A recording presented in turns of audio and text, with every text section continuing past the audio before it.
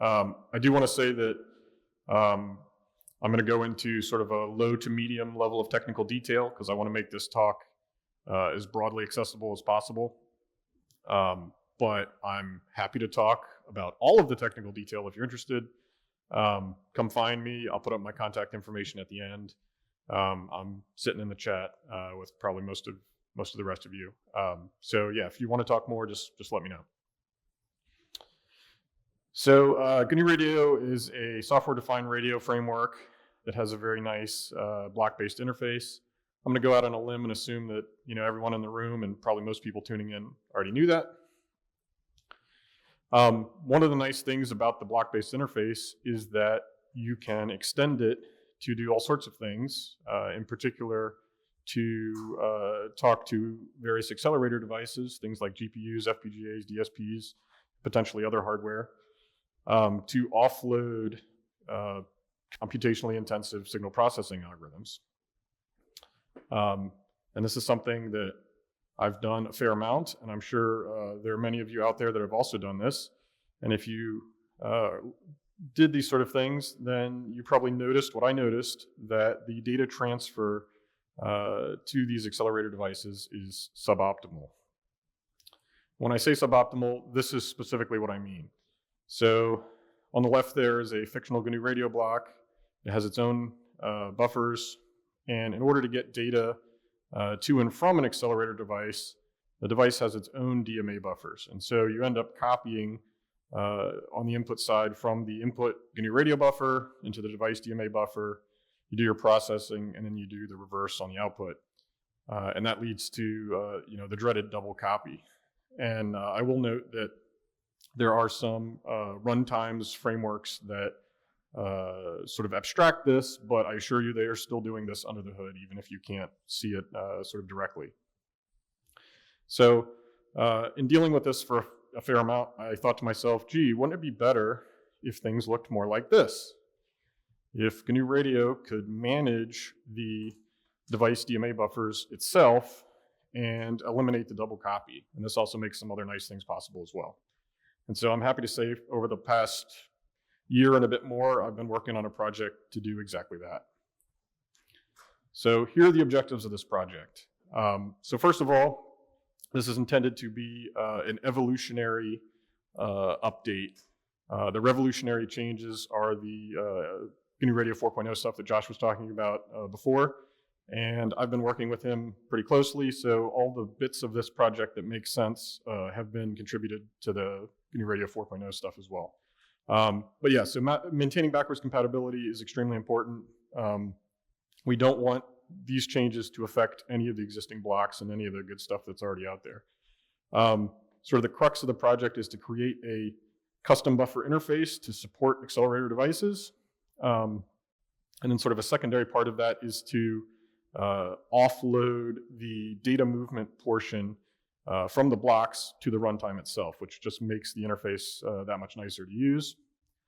A next objective is to contribute some infrastructure so that folks can sort of use this with common hardware, in particular NVidia GPUs, because they're pretty common and accessible. And the goal is to further the insert signal processing here paradigm, which I think is a good one.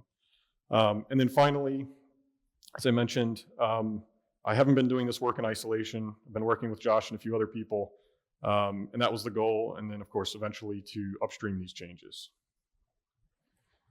So I'm going to start talking just a little bit of background to sort of set the stage here.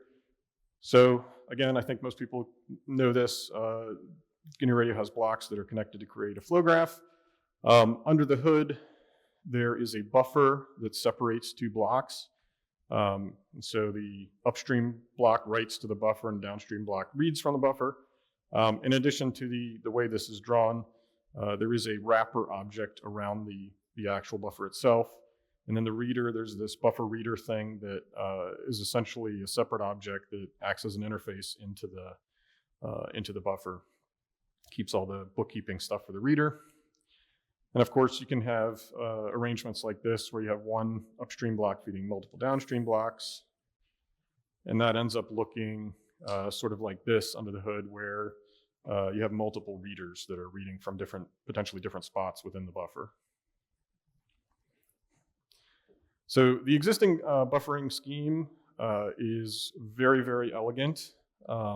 And it is what I've been referring to as a double mapped buffer. And so I'm talking, for those of you that are familiar with the details of the runtime, the VM circ buff is what I'm talking about here.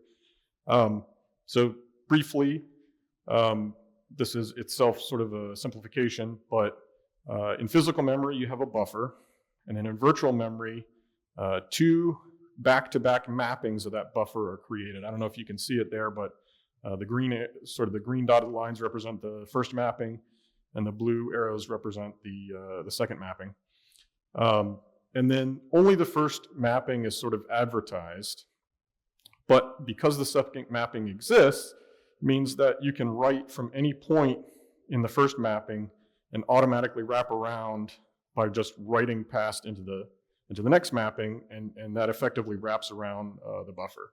So what this means is there's no special cases for handling wrapping. You still, of course, have to keep track of how much space is available in the buffer, but all writes and reads, for that matter, can be treated as sort of flat. There's no special cases involved in the edge of the buffer because of this very elegant trick of mapping the buffer back to back. So next up, I'm just going to talk briefly of sort of how I approached this problem. So I kind of divided it in my head into two main milestones. The first milestone was, the primary purpose was to create a single mapped buffer abstraction, which I'll talk more about in a moment. And then also to create sort of initial version of the custom buffer interface, mainly so we could use that single map buffer abstraction. And for that sort of initial version, the goal was to eliminate the double copy problem, but the blocks would still be responsible for their own data movement. So it wasn't sort of the final version. And then I did a bunch of testing and benchmarking and refinement on that.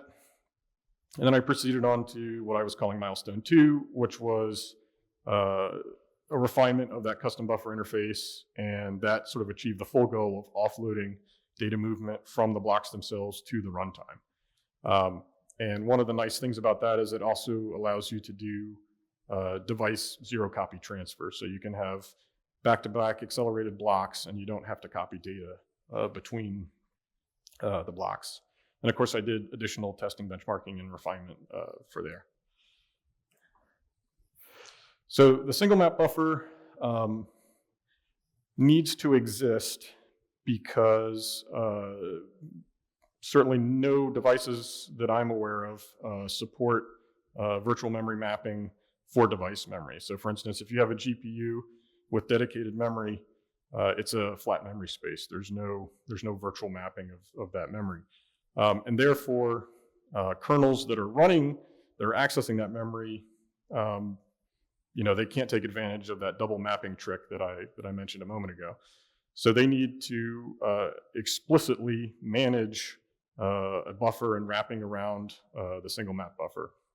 So like I said, that wrapping must be handled explicitly. And another sort of complexity involved in the single map buffer that I stumbled upon is that things can get pretty complicated if you have a block that writes in one granularity and a consuming block that reads in a different granularity. As illustrated here, the producing block writes in 2 items at a time, and the reading block reads 3 items at a time. So that creates a lot of challenges when you're handling the manual wrapping of the single map buffer. So I must say this part of the project I thought was going to be easy, and it turned out to be anything but easy. It was much more challenging than I sort of realized. Next up is the custom buffer interface itself. So each custom buffer wrapper ends up really being a pair of buffers. And again, in next slide, I'll sort of explain what I mean by that.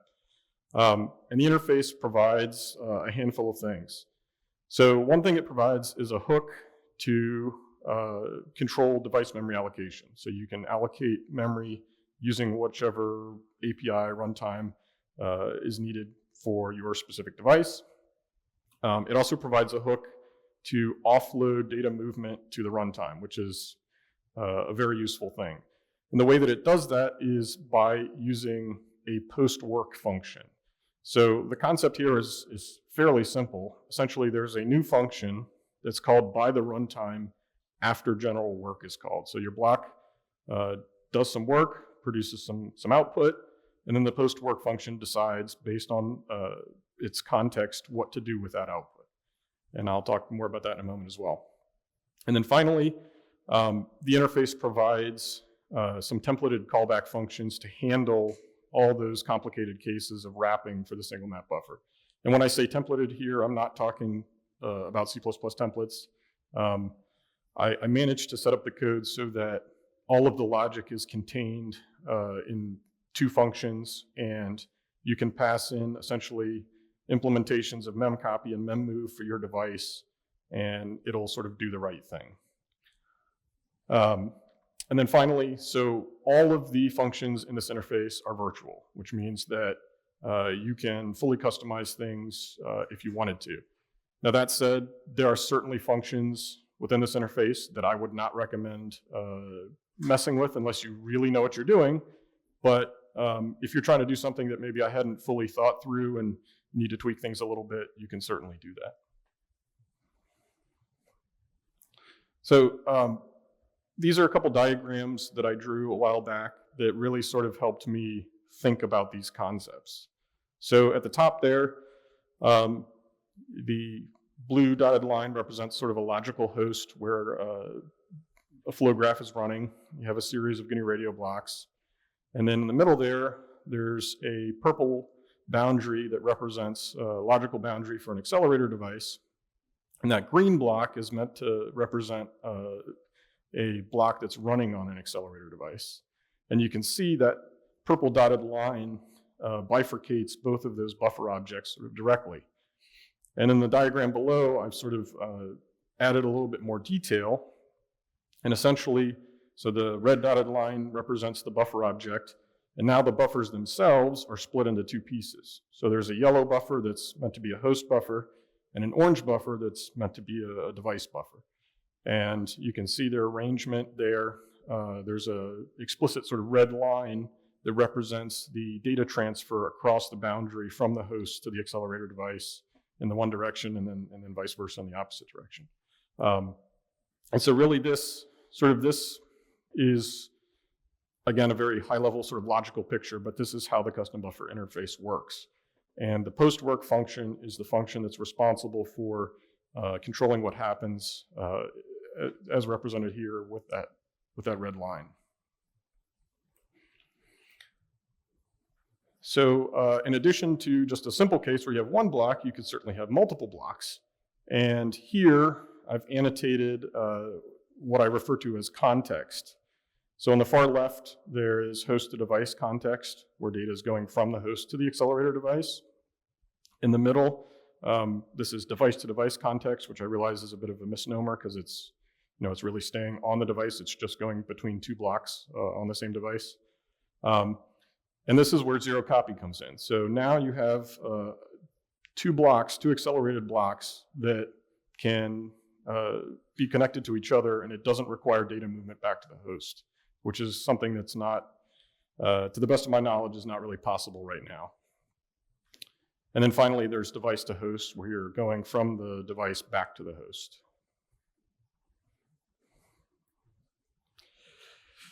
So I've tested all of these changes on a variety of common runtimes frameworks for different devices.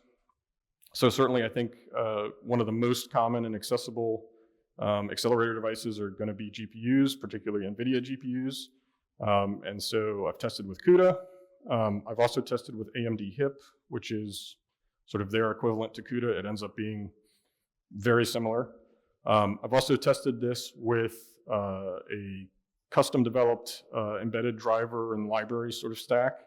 And really, at the end of the day, any sort of pointer-based data manipulation interface should work just fine with these changes.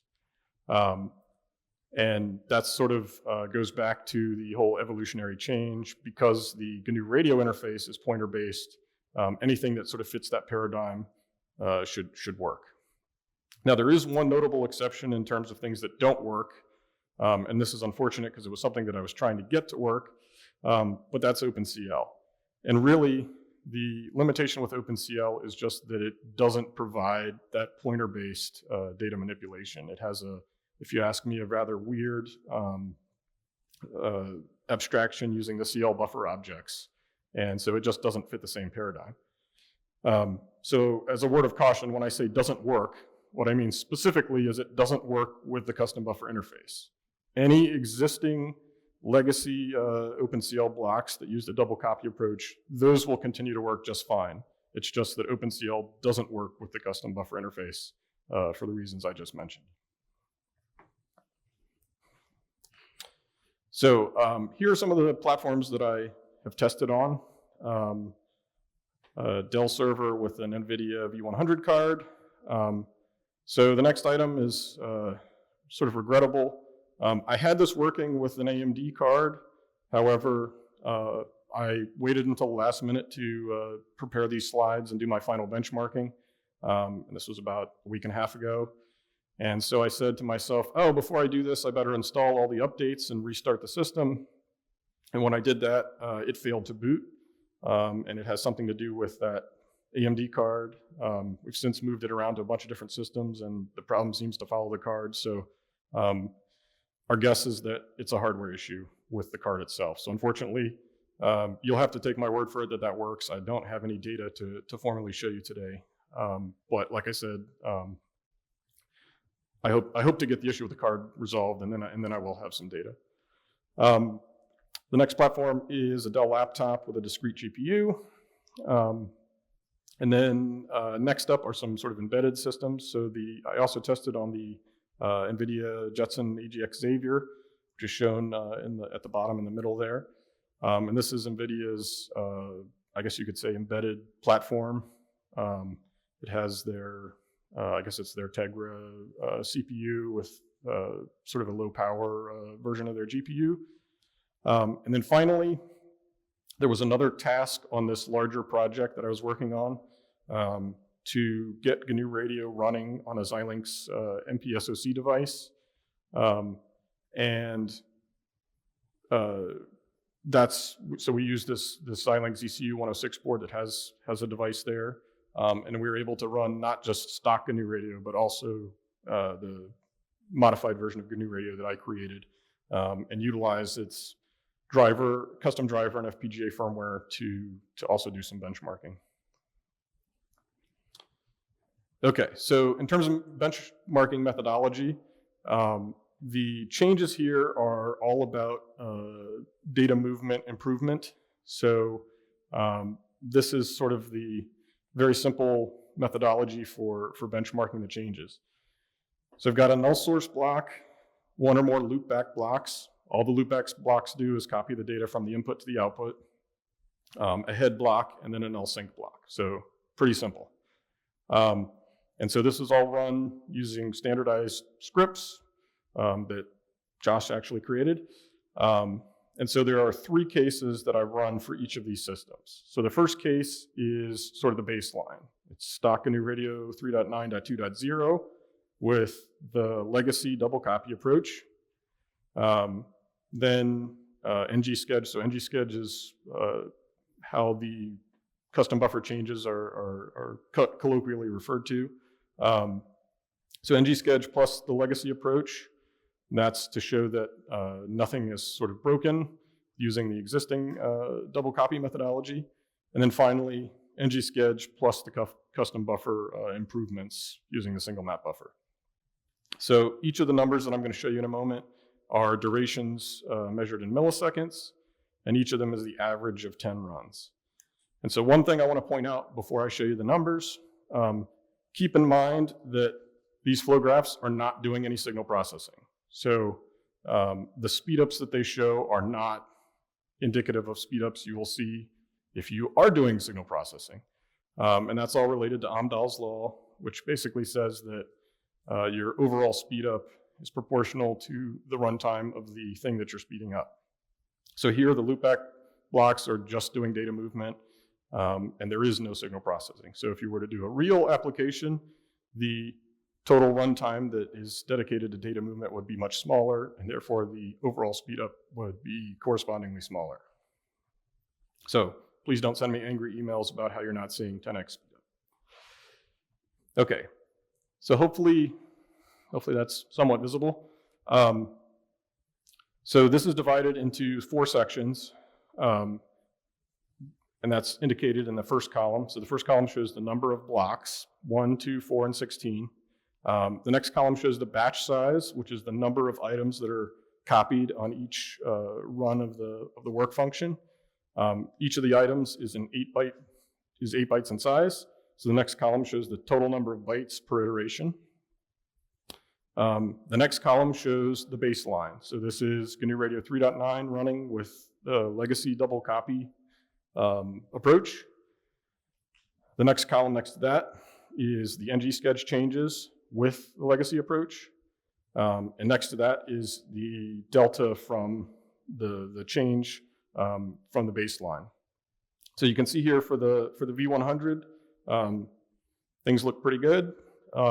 There's cases where it's slightly faster, cases where it's slightly slower, but nothing too crazy. There is a bit of an anomaly there for 16 blocks at the 16K batch size. It ends up being sort of a good bit faster, which is not what I would expect. So perhaps 10 iterations is not enough to get, completely bulletproof data. But all in all, I think that looks pretty good. The next column is the ngsketch changes actually using the new custom buffer interface, and then the final column is the delta from the baseline with those changes. And as you can see, there's a pretty solid speed up, particularly when you get to 16 blocks and a 64K batch size. You can see there's quite a bit of improvement there. So next up is the Dell laptop with the discrete GPU. And again, data is all, the format is all exactly the same, so I'm not gonna repeat all of that, but you can see the middle columns there show that some cases are a little bit faster, some cases are a little bit slower, but the deviation is very small, so it looks pretty good. And the final 2 columns show, again, pretty solid improvement overall for each of the cases. So next is the AGX Xavier platform. Here again, I guess the 1 block case is slightly slower, but later on slightly faster. And again, I think in retrospect, 10 iterations probably just isn't enough to get really good data, but it's kind of a starting point here. And the final column again shows decent improvement overall using the custom buffers. Then last, this is running, sort of the custom driver and firmware and all of that, running on the embedded system, the Xilinx board. So here, the middle columns, outside of 1 outlier, which is, let's see, 2 blocks at the 8K batch size. That something's not quite right there, but everything looks a little bit slower here. And honestly, it's kind of more along the lines of what I would expect, because the custom buffer changes do add some additional function calls that are not in the baseline. So this is, like I said, sort of more along the lines of what I was expecting to see. Everything is slightly slower, but again, outside of that 1 anomaly, I think things look reasonably good. I don't see anything that's particularly concerning. I will note that just kind of observationally while I was watching this run, there seemed to be a lot of variation or more variation than on the other platforms in terms of the numbers, so that may contribute to what we're seeing as well. And then the final columns, again, we see decent speed up here. So I will note that both this platform and the previous platform have unified memory And that's very likely why the speed up is smaller overall, because there's no PCIe bus over which the data is being transferred. So all in all, I think this looks pretty solid. The custom buffer changes show a pretty decent improvement, which was the goal. So next, I'm going to go over a very quick tutorial on how someone who is writing an out-of-tree module might go about using the custom buffers. And so it ends up being pretty simple. So first of all, you need to install the module that contains your custom buffer class. For the purposes of this very quick tutorial, I'm going to assume that you're using GRCon21 buffer. I'll talk more about that in a moment. And of course, all of this at the moment relies on the ngschedule changes. So you have to be using that as your base. So really there's two steps. So the first step is to add the necessary include, which should be pretty simple. And then the next part is to add an optional parameter to the IO signature to indicate the type of buffer that should be used for each IO port. So here I've highlighted that in green just so that it stands out. But essentially, each custom buffer has a static member called type that indicates its type. And so all you have to do is add that to the IO signature, make call, and that indicates the type of buffer that you want to use. And really that's it. So now when your general work function is called, the buffers that you get out, which you see there in the body there, are going to be, in this case, they're going to be CUDA device pointers. So again, as I noted there, specific to CUDA, they are not host accessible. So really the only thing you can do at this point is to launch a kernel, but that's probably what you were going to do anyway. So that's sort of how it works. I'm pleased with how that interface looks. I'm certainly open to anyone's suggestions for improvement, but I think it's pretty simple and straightforward. And again, going towards the insert signal processing here paradigm, that's what you can do, right? You can put that together relatively easily and launch your kernel and go forth. So I'm also going to talk even more briefly about how you would create a custom buffer. And this subject is quite a bit more technical, so that's why I'm going to gloss over it just a little bit. So really, the couple key things that you need to know are that custom buffer classes can be defined in out-of-tree modules, as I sort of alluded to earlier. And so that's a change from current stock GNU Radio. So now you can have both custom buffers and blocks defined in modules, and you can sort of choose the right arrangement that makes the most sense for what you're trying to do. So custom buffers end up being subclasses of the buffer single mapped class. And then you would use this convenience macro that I created called make custom buffer type to set up that type static member. And like I said, that's a very quick sort of overview of it. I do have some examples, and I'll talk more about that in a moment. But that would be a good place to start. This custom buffer symbol example shows in a little more detail how to do this. So the code is available in two places, and I think for now will continue to be available in two places. So it's available in the merge ngschedule branch of my own personal fork, and it's there for the purposes of the pull request, which I'll get to in a moment. And then also it is living in the GNU Radio ngschedule repository, which was kind of its historical home. On that GNU Radio ngschedule GitHub page in the wiki, I have written much more extensive detailed technical documentation about the design and sort of inner workings of the interface. So if you don't want to talk to me, but you do want to learn more, feel free to look at that. And then finally, I'm very pleased to say that as of a couple weeks ago, I submitted a pull request to get these changes upstreamed.